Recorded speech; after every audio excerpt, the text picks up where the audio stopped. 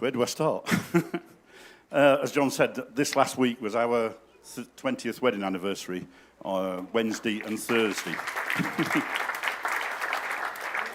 We actually have two wedding anniversaries because we got married on the 30th of July in the registry office because the church wasn't licensed for marriages at that point. And then we got married, we had a wedding service on the Sunday, and that's on the Sunday. When people ask me, how did I meet Azra, I always start with, she phoned me up one day. She literally phoned me up one day to pray for me. And that has to go back a couple of weeks before that. I was working as a care assistant on psychiatric wards. I knew I was depressed. I really didn't know what to do about some of the problems I had. I was £17,000 in debt because of gambling addiction. I hadn't had a relationship for over 15 years. The only relationship I'd had since I became a Christian is very complicated, and we haven't got time now. But it wasn't working the way I wanted God to make it work, which is always a bad idea, to try and make God make something work for you. God had said no to this relationship, and I wouldn't let go of it. I was desperately lonely by that point. I'd been praying for 18 months, 2 years, for God to send someone into my life. I didn't really know how God was going to do that. I certainly didn't think he was going to do it in the way he did. I was having problems with work. I was having a long time off sick. I have something called small fibre diabetic neuropathy, which means I had diabetes long before it was diagnosed, and it's damaged the nerves in my skin. So when I get too hot, I get pain in my hands, pain in my feet. When I stand too long, I get pain, which is why I walk around with no sandals on most of the time. At that point, I'd been off sick for about 2 months from work, and I took a sick note into work, and my manager said, when you come back to work, John, we're going to have a meeting with occupational health.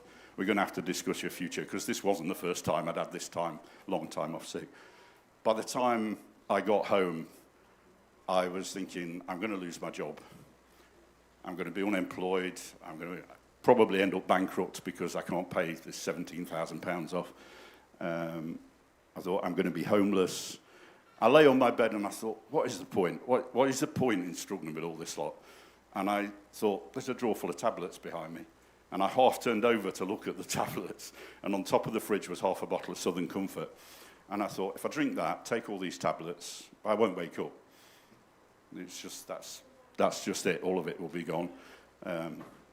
But I started to think about my mum. This is my training as a psychiatric care assistant. I started to think about my mum, my family, what she would think. And I took myself out of it. I went to sleep. A few days later, I was talking to my mum on the phone, and I decided I needed to tell her that I'd had these suicidal thoughts. I didn't really want to do anything. And so I told her, and she was very upset. And then a few days later, Azra, who I had never heard of, I didn't know anything about Azra. Azra was a friend of my mum's because Mum was one of her first patients when Azra started work at the Hallamshire. And Azra phoned my mum and dad. She'd missed them at an outpatient's appointment, so she just phoned to find out how they were. She wanted to invite them to the new house that she'd bought beginning of September 2004. And when she said to Mum, how are you? Mum said, oh, I'm fine. Azra said, how's the family? Mum said, oh, they're all right, but can you pray for John? He's been having suicidal thoughts. So Azra, strangely, when you know Azra, when you know she's from Pakistan and this is just not her culture, she said, what's his phone number? And so Mum gave her my phone number without even asking me. So Azra wrote my phone number down, and she got off the phone and she said to God, I can't do this. I can't phone this man. I don't know him. I know nothing about him. You give me permission and I'll phone him.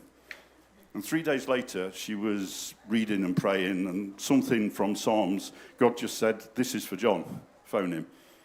So on October the 4th, 2004, Azra picked up the phone and phoned me. I didn't know, Mum had told me a couple of days beforehand that this strange Pakistani nurse might phone me.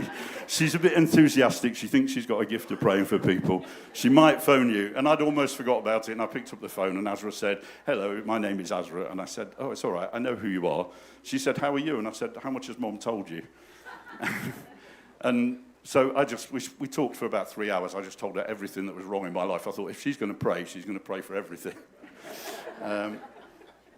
And so we got off the phone, and I thought, oh, that was nice. That went well. So I did 1471 and wrote her phone number down in case she rang back. I didn't expect her to ring back. And she rang me the next day to find out what God had done. And we talked, and we talked for every day, practically, for 18 days. Well, 17 days, I realised that I'd fallen in love with her, and I needed to spend the rest of my life with her. So I thought, I'm going to wait. I thought, I'm going to wait. This is October, and I thought, I'm going to wait till January when I go up to see my parents, because I was down in Southampton. I thought, I'll go up to Nottingham, see my parents, and if I'm still feeling the same, maybe I'll go to Sheffield and ask her to marry me. And the next day we were talking and we were laughing, and I thought, why am I waiting? Nothing's going to change. So I asked her to marry me over the phone. There's more. Without knowing what she looked like. I'd never seen a photograph, never met her, didn't know what she looked like. It didn't matter to me, and I knew I wanted to spend the rest of my life with her. So we got married 30th of July 2005 in the registry office, and then the 31st of July, as John said, upstairs in the church.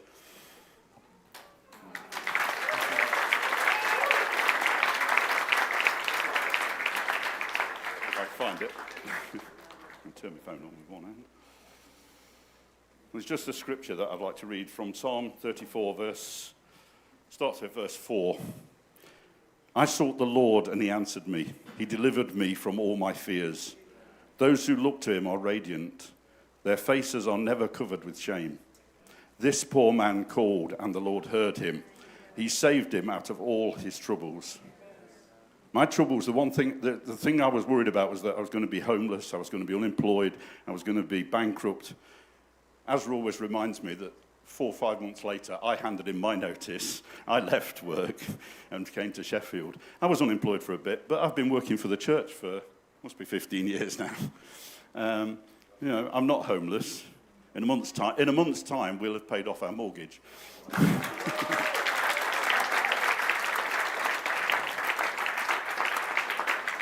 So that's it, really.